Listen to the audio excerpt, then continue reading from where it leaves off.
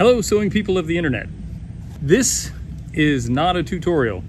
This is a story of what happened when I tried to make my own ultralight backpacking tent. Spoiler alert, I made a tent. Second spoiler alert, it's not that great and it needs a lot of details that I didn't get a chance to finish and some improvements, and I made some mistakes. What I hope you'll get from this video is part cautionary tale about not being too cocky about how good you are, and also hopefully a lot of information if you're thinking about making your own tent. But again, this is not a step-by-step tutorial, and it's going to be short on details on how I made this tent, partly because I would not classify this as a success at this point. Now, I did camp in it 2 nights in very fair weather, and it served the purpose of giving me a place to sleep, kept the mosquitoes out and kept the dew off of me. Had there been a heavy downpour, I certainly would have gotten wet and had a bad night. So first I'll show you how I came up with the design, what materials I used and where I got them, and a bit of the construction process. And then at the end of the video, I will show you the mistakes that I made and things I want to improve. Let's get started. The tent that I'm going to make is going to be somewhat based on or inspired by the Z-Pack's duplex tent. I've never had my hands on a Z-Pack's duplex. This video is not intended to be a way for someone to make a duplicate of that tent. It's a very high priced tent, but my understanding is they make really good quality stuff, and I'm in no way trying to take anything away from them. I like the design of that tent. I don't need anything that light for the kind of camping that I do, and I like to make my own stuff, so that's why I'm making this tent. And to be honest, this is the first time I'm going to attempt making a tent. For the past probably 7 years, whatever camping I've done has been in my camping hammock. The reason I'm making a tent is on a recent camping trip, I visited a state park that only allowed hammocks in certain sites, and the site that I was in was not one of them, so I had to make a improvised tent out of my hammock setup and sleep on the ground. And I thought, you know, I probably should just have a tent for times like that. So given that, you know, I'm a very experienced seamster and I've made outdoor gear in the past, but I don't consider myself to be an expert when it comes to making a tent. I have no idea about tent design. There's a lot of questions that, as I'm sitting here right now preparing to start this project, I don't know how I'm going to do some of the problems that I'm going to encounter. So definitely follow along with this process and learn from my mistakes as I make them and learn from the things I get right. And I would consider this video to be just one part of resources that you should look at if you're thinking about making a tent for yourself. You can look at a tent as life-saving equipment and mission-critical equipment if you go far enough out in the woods that you're relying on a tent to protect you from the elements and keep you safe from hypothermia and stuff.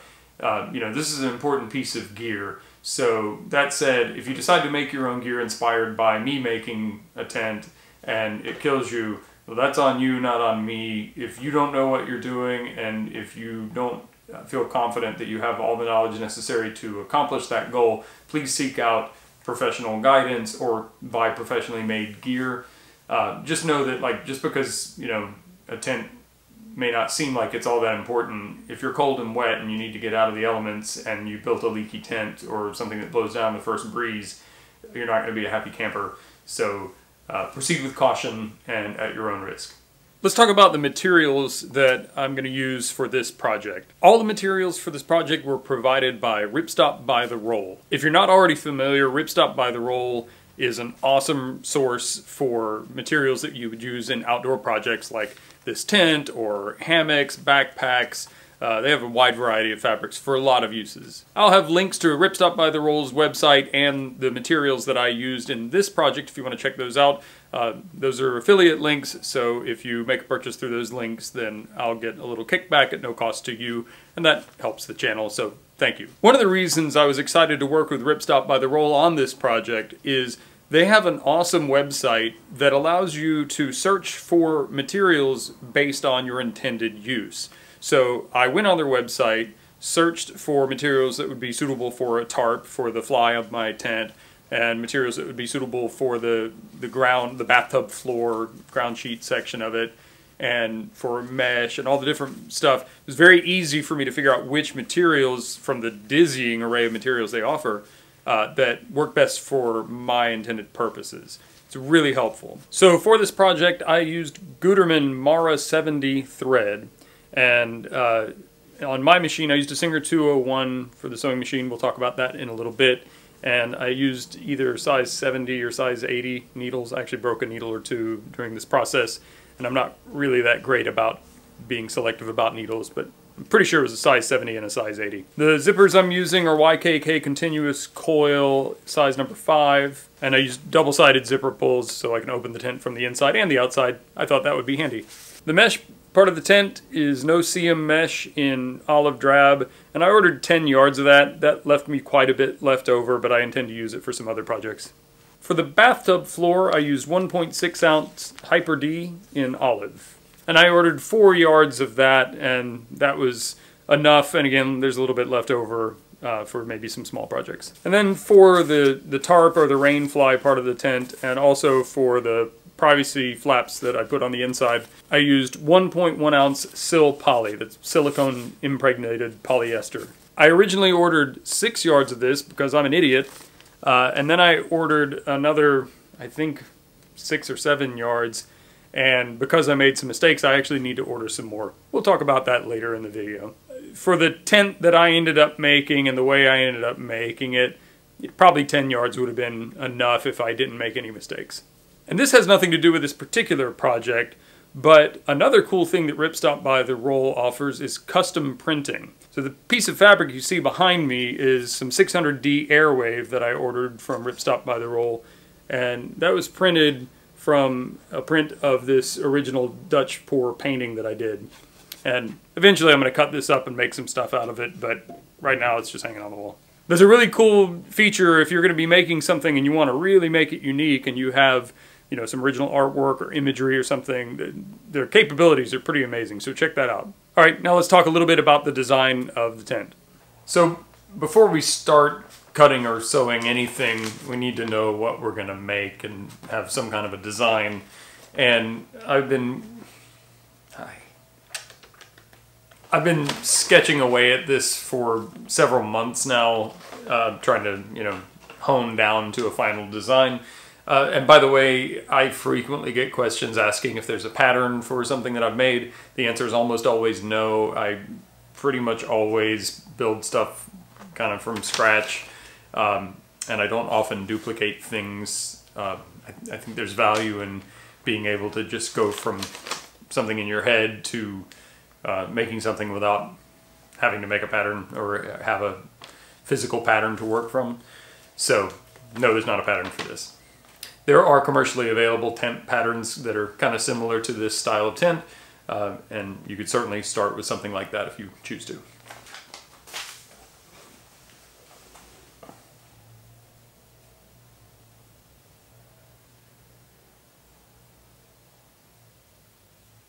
This is pretty much why I can't shave my beard.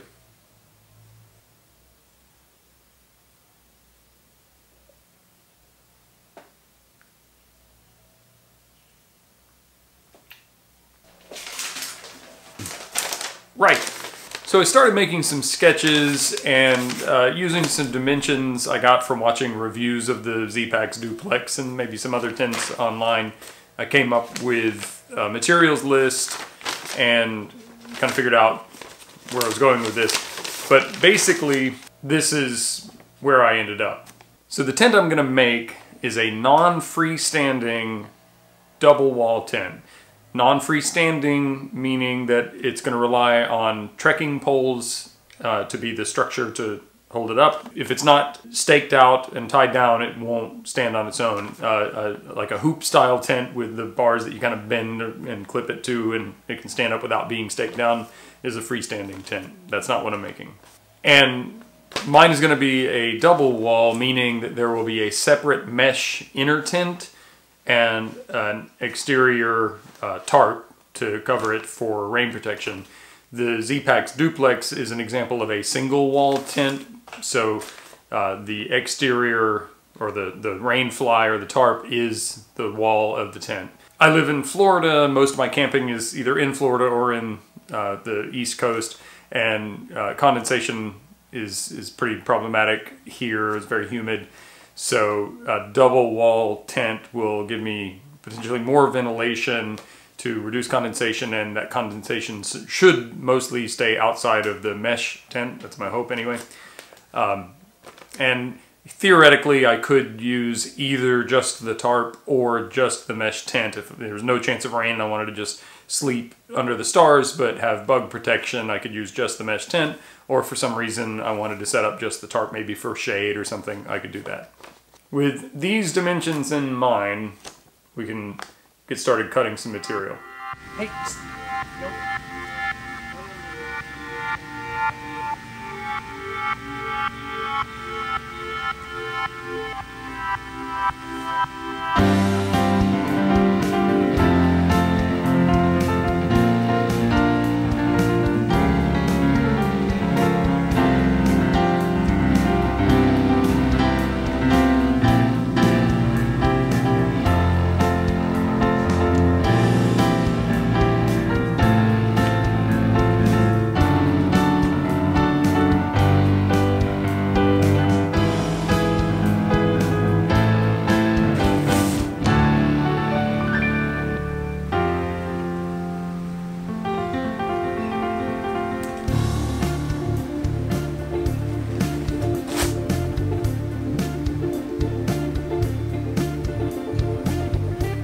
So I've spent some time sewing up some mock-ups of some of the components because, as I said, I've not really done this before exactly, and I want to have a good idea how I'm going to proceed before I actually start cutting my final fabric. This is just some scrap material I had left over from a previous project. If you don't have similar materials to what you're going to be working with, I encourage you to buy some extra yardage of the materials you're actually going to use. You can always use that stuff to make stuff sacks, or maybe keep it around for potential repairs or other projects. But having something to practice on, especially if it's the same material, if you haven't worked with that kind of material before, is very helpful. So now I've got a pretty good idea of what I'm going to do. Before we get started with that, though, we should talk about machines. I'm assuming if you are embarking on a project like this that you already have a sewing machine, but if you don't, I'm an advocate of vintage domestic machines.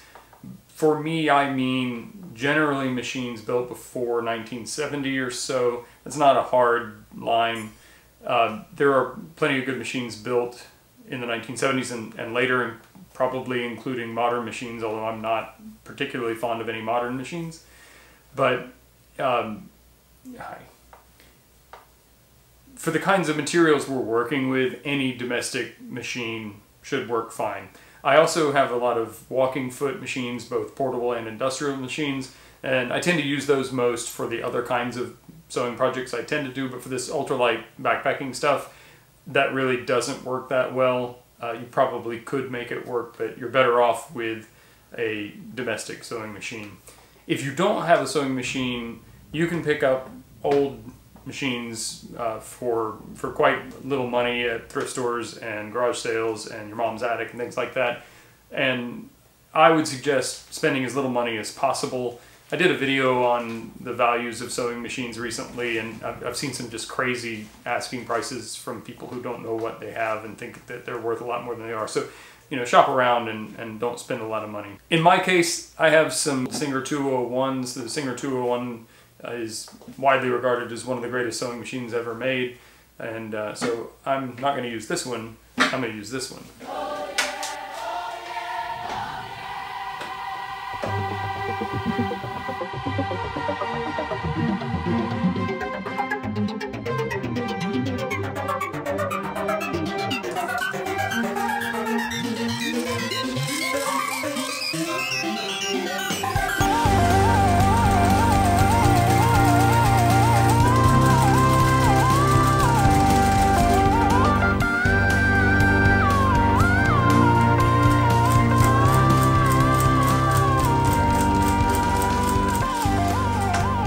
When I make these videos, I try not to hide the fact that I don't actually know what I'm doing pretty significant percentage of the time.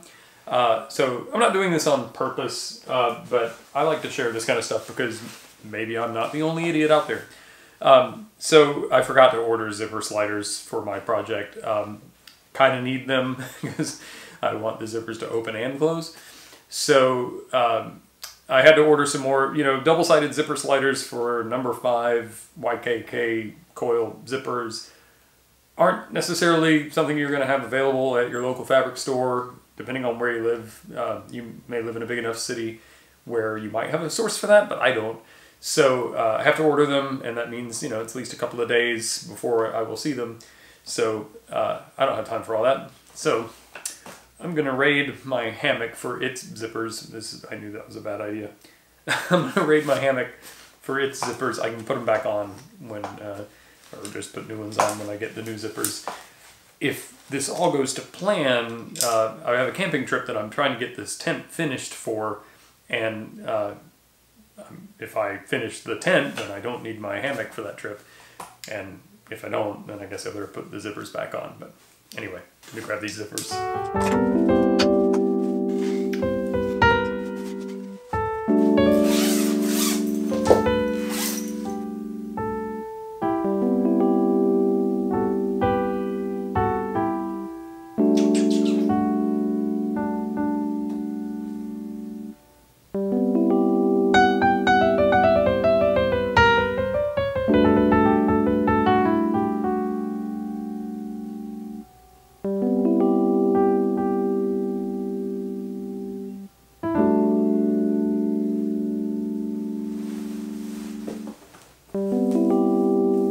Okay, so I kind of have enough of an idea of where I'm headed now to bring you along and show you what I've done and where I'm going with this.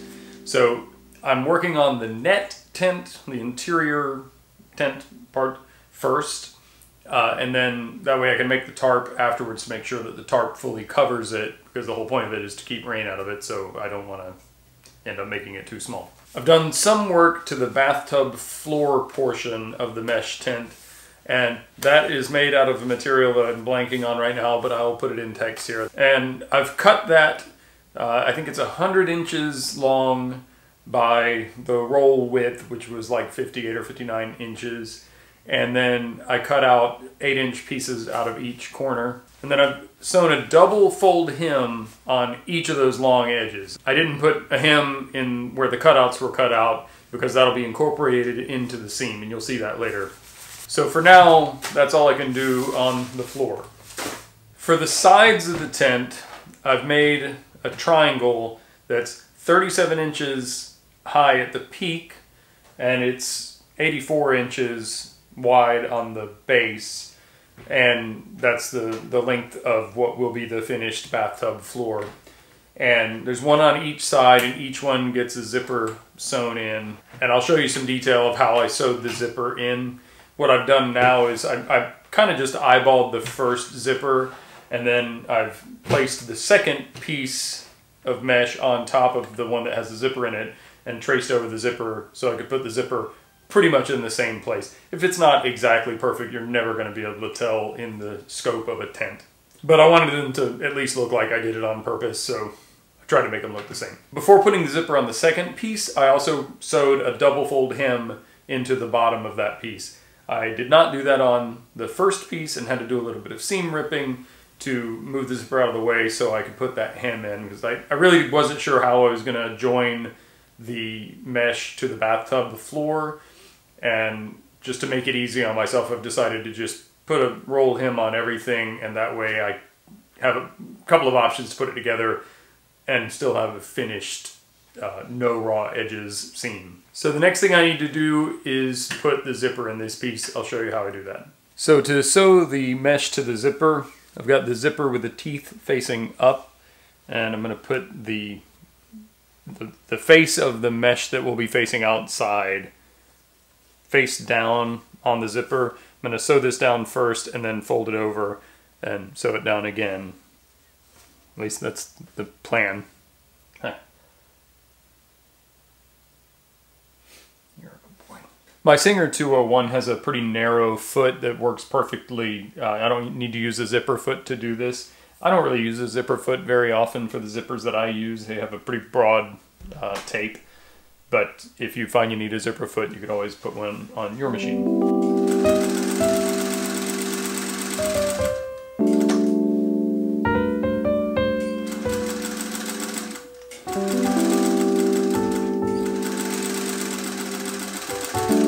What I'm trying to do as I go along here is I'm trying to keep the mesh from protruding past the edge of the zipper tape. And that way when I fold this over and sew it down, the raw edge of the mesh will be trapped within the seam. With this mesh, it probably doesn't matter that much. This isn't going to unravel, but make it a neater appearance anyway.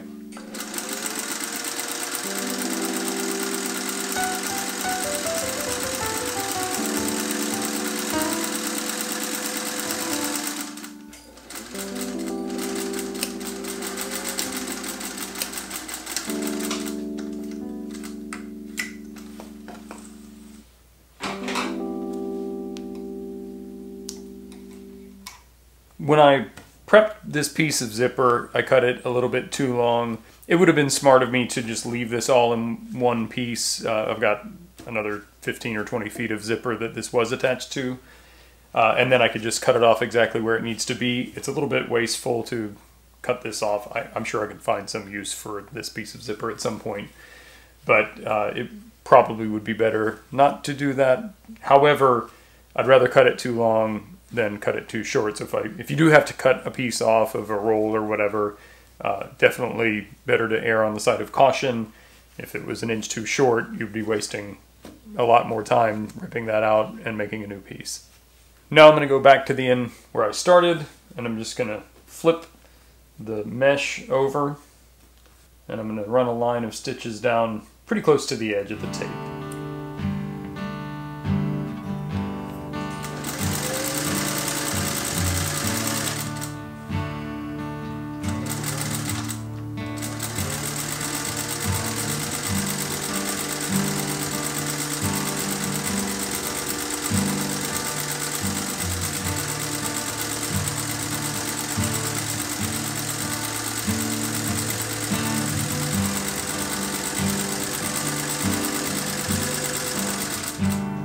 And now I'll just do the same thing with the top piece of the mesh.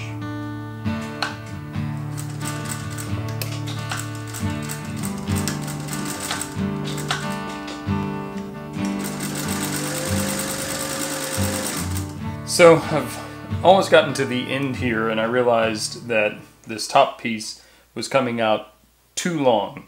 Now, after it gets flipped over and sewn down like we did the other one, there's, 2 inches of difference here from here to here. I laid this piece out on the other piece and found that if I just cut this off straight, it'll be fine. It's not ideal, but it'll be okay, so I'm going to just do that. I don't know if I was stretching, this mesh is pretty stretchy. I don't know if I was stretching it too much as I sewed it. I was trying really hard not to do that. Or if there's some complicated mathematical reason why this came out the way it did. But this is a prototype. I'm learning some of this as I go. If you are also trying to make a tent and using this as the basis for your tent, then just know that this might be something that you'll have to figure out. But as long as it comes out to the right size when it's finished, it doesn't really matter how we get there. So I'm just going to cut this off straight, redo this hem, and sew it down.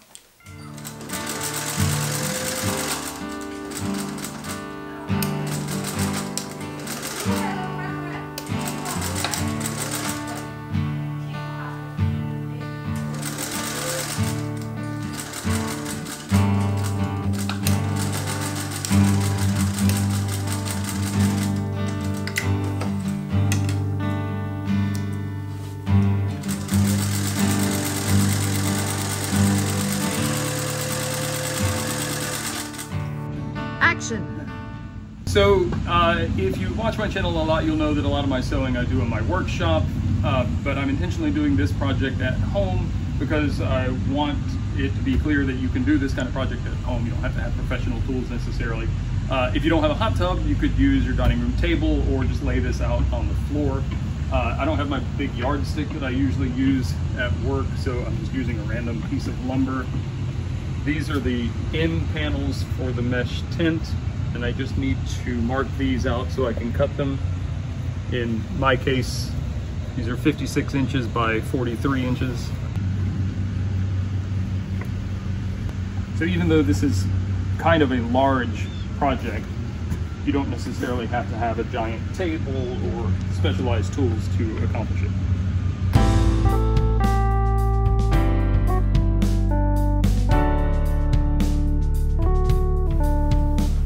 Well, so much for doing this project at home. I ran out of time and needed to get back to work and continue the project in my workshop. The table I'm using here is Sailright's industrial style table for ultra feeds, and the Singer 201 fits perfectly. Okay, so it's gonna be hard to show you any of this in any great detail. I need to cut the tarp because I need the remaining material from this piece that I'm cutting the tarp out of to make the doors and hopefully the privacy flaps that I'm making for this particular tent. So I want to make sure I don't cut this too small, but I also need to make sure I preserve as much of the other material as possible. I'm not sure if I have enough anyway. So I've mocked this up kind of as I take it down. You'll kind of see how I've done it, just to give myself some reassurance that the math is making sense. But I've calculated that I need to cut this at 141.5 inches. I've marked approximately where I think that's going to be, because it's very hard for me to measure it over this. I don't have a long enough flexible tape, and a rigid measuring tape doesn't work. So I've marked an approximate location. I'm going to flatten this out, measure it, and if it's pretty close, then I'll cut it at 141.5, and that should work. Right now I have this temporarily set up using the trekking poles that I'm going to use. They're not at the precise height. The way this is going to work is the trekking poles will hold the tarp, and then I'm going to have some way to attach the mesh to the tarp, so it'll hang from the tarp. The tarp will be suspended by the poles. But just to get this up where I could kind of get some idea of how it was working out, this is what I did. I've just got this bungee to stuff in the room.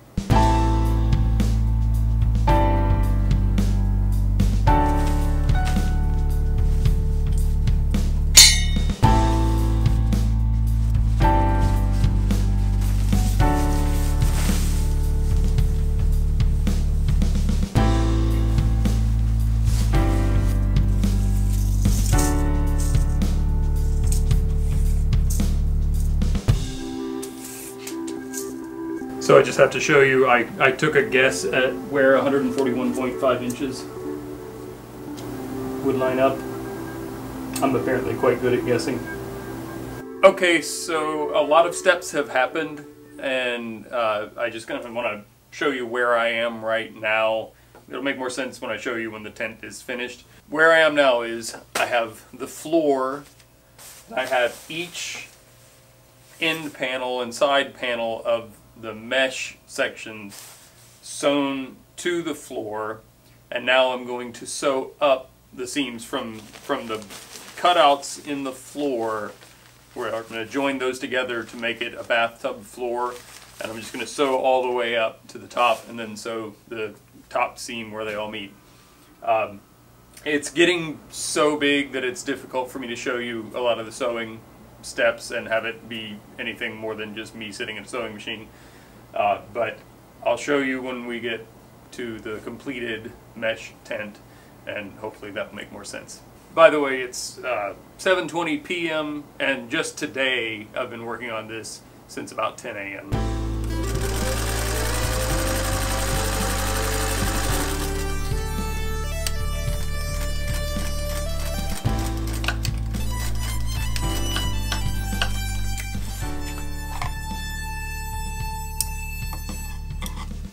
Well, it's starting to look like something now. The net tent is, or the mesh part of the tent, is as finished as it's going to be for right now, because I have to use it tonight. And it's 9 o'clock in the morning right now, and in 12 hours I need to be using this.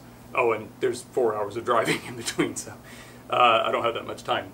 So now I need to get the tarp finished. Again, I think this is a good time to just to remind everyone, This is my first time making a tent like this. I already know there are some things that I'm going to either go back and redo, or I may just make a second version of this and treat this as a prototype, or I may use it for years and never change anything. Just know that, you know, I'm a pretty sporadic camper, and there are things on this tent that might fail in 15 uses, and that might take me 5 or 10 years to get to, whereas you might get that in one camping season. So just, you know, again, find other resources in addition to this video and proceed with caution and at your own risk. All right, let's get the tarp made.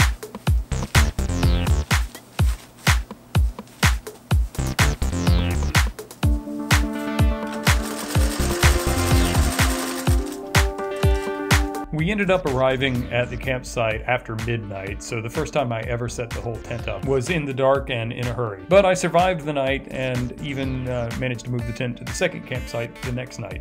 The reason for my self-imposed deadline to finish this tent was to attend the Central Florida Freedivers gathering at Alexander Springs. Despite the fact that I didn't complete the tent to my satisfaction, I had a really good time swimming around the springs with a bunch of other freedivers and some surprising aquatic life.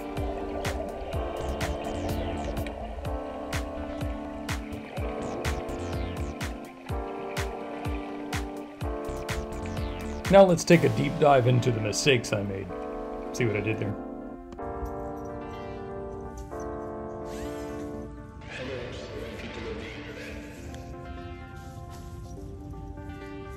So the biggest mistake is the doors.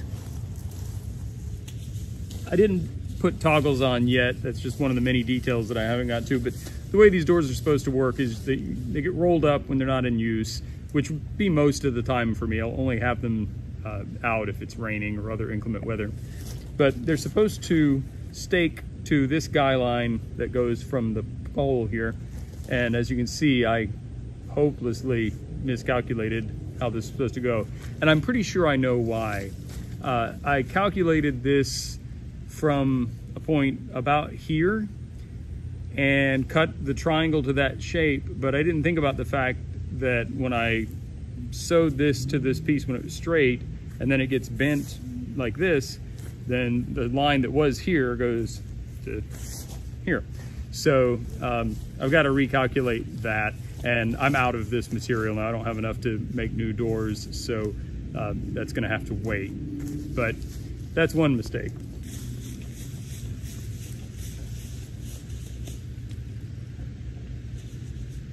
The second issue is I need to make some attachment points for the mesh tent to attach to the fly or the tarp. Maybe like 2 or 3 points on each side so that it doesn't sag like this. I was hoping that I could run a line out to the tent stake and that would pull that taut. There's probably a way to do it that I'm just not aware of, and I may come up with a completely different solution. But you know, this is supposed to be an 8-inch deep bathtub floor. I've yet to stake it out in a way that that bathtub floor is fully extended. It's usually just sitting crumpled on the floor, and that's not going to have the effect I want if I get caught in a heavy rain. I made these pockets, and these are supposed to hold the doors, the privacy flaps rather, when they're not in use, which is most of the time. And as you can see, it just kind of sits here. So I'm going to have to, I don't know, once I get this where it's really truly staked out properly, maybe it'll be a little bit better, but I may have to resize these or something. Similarly, there are pockets on the ends that are just to kind of stash stuff. And again, they basically don't work at this point. The privacy flaps seem to work as intended. Once this is staked out properly, if I need to change, I don't know that this would add any waterproofness or thermal protection in any real sense. It's definitely warmer in here with this up. So I guess if a breeze were an issue, it might help. I didn't do a great job of making this a really neat finish at the top, and I kind of knew that it wasn't. But if you can imagine this properly pitched, it doesn't look too bad. There's that crease there, but this is purely for me to, you know, put this flap up so I can change clothes and then I'd unzip it again. So I'm okay with how this turned out. but it's not as neat as I would want it to be if I were going to produce this for someone. I did remember to put a couple of loops in the top of the tent, and that's just so I can run maybe a ridge line. I use a ridge line bag in my hammock, and what I'm thinking is I could just tie a line between these 2 points and use the same bag or similar style bag just to hold knickknacks while I'm in the tent. Given that I've yet to be able to pitch this so that it's as taut as it's supposed to be, I think I got the measurements pretty right. My goal was to be able to lay fully extended and not have the mesh on my face. And even with this loose pitch, it's not really, I don't know if it's touching my hat, but you know, as I said, I slept 2 nights in it and that was never an issue. So considering I haven't gotten it pitched right yet, I think once it's properly pitched, then the dimensions are good. I'm okay with that. What I ended up making here is either a generous 1-person tent or a 2-person tent if I'm with someone I really want to be close to. So generally I'll be in it by myself. My wife usually sleeps in her own tent. Usually I sleep in a hammock anyway, so we're kind of used to just having our own space. But if Nikki Wynn ever needs a place to crash for the night, I think I could make room. The tent that this is loosely based on, the Z-Pax Duplex, I think the way you're supposed to pitch that tent is that you stake out the corners, and that puts the corners at the right distance so that the poles can raise the center to the correct height. If there's a way to make this setup work that way, I haven't even come close to figuring that out. So every time I pitch it, it's a wrestling match between getting the corners staked out and getting the poles up and having to restake the corners because they're too far out, or I don't know.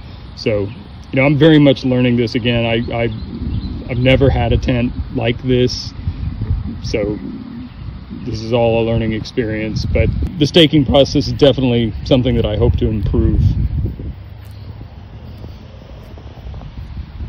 I also need to add reinforcements. This is actually supposed to be over the top of this trekking pole, but it's so slippery and there's no shape or anything to hold it in a particular position. It tends to slip around a lot, so right now I've just got it kind of jury rigged hanging from this guy. So when I add reinforcement here, I don't know, maybe I'll figure out a way to make it work better with this. I'm not sure. One detail I want to point out is the way I stitched the doors on. I think when I do it again, I'm going to do the same seam as I did up here, which is I sewed it inside out and then turned it right side out and sewed another line of stitches. And that leaves the seam allowance a finished edge, you know, no raw edge, but the seam allowance on the outside, and that gives me a place to mount tabs to. So that's how this tab is mounted. And I want to do the same thing so I can mount tabs to connect the outside too. Unfortunately, that's not the kind of seam I used here, but I think with the zipper tape, I can just sew to the, you know, sew through the mesh to the zipper tape, and that'll probably work just fine. So that's the result of my first attempt at sewing a tent of my own design. And again, I wouldn't call it a rousing success. I am very happy with the materials. I mean, I've only had it up a few times now, but everything seems to be holding up well. I didn't get a chance to weigh this setup, and I don't really want to weigh it now because it's not finished, but it's definitely not particularly heavy. It's nowhere near as light as like a Z-Pax Duplex, but I'm thinking under 3 pounds for sure for the whole finished tent. I'm guessing, I shouldn't say for sure. I think it's going to be under 3 pounds. It might be significantly under 3 pounds. For my purposes, that's great. If you know more about this than I do, which is very possible, and you have suggestions for how I might tackle some of the pitching problems I'm having or anything else regarding this project, please share any information you have in the comments section below. If you have questions about anything I've done here or questions in general, put those in the comments. If you like this video, clicking like is always a big help. And if you're not already, I'd love it if you would subscribe to my channel. Thanks for watching.